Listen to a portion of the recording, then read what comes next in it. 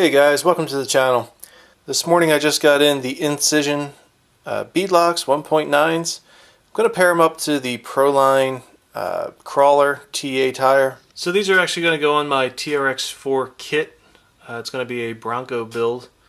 If you follow the channel, you saw the kit and you saw the Bronco body that I picked up. A few videos ago I bought these Traxxas 1.9 method beadlocks, and I found out that they did not come with the ring or the hardware. So I went back on the site and I found out that it's not available. So these are basically useless, just sitting here collecting dust. And because I have no patience, I went out and got these Incision Method 1.9 aluminum beadlock wheels. These run about 50 bucks on Amazon, and they look amazing. Really like the look of them. All the hardware is included, made in the USA, pretty cool. I did go ahead and mount up two of these just to see how they would look. So they do come with a center hub. The center hub is just held on with 6 screws. In the back there's 5 screws holding on the wheel itself. And I'll actually show you how these things go together.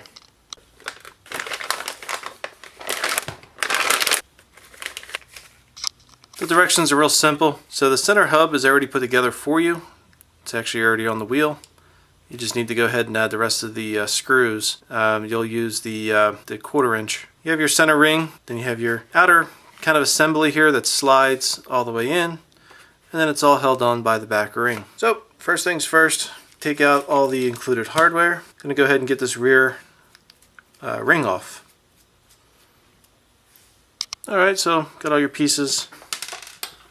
Dropping screws. Your center ring is going to go through and just go in place just like so. And the assembly here is going to go ahead and just slide through.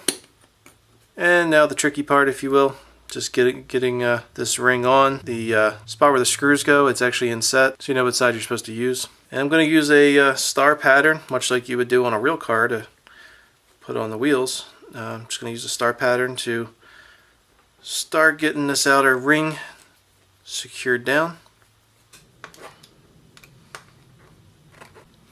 Alright, so that's all there really is to it. Now I'm going to go ahead and just put the rest of the 1/4 inch screws in the front here to hold on the hub. Alright guys, so that's it.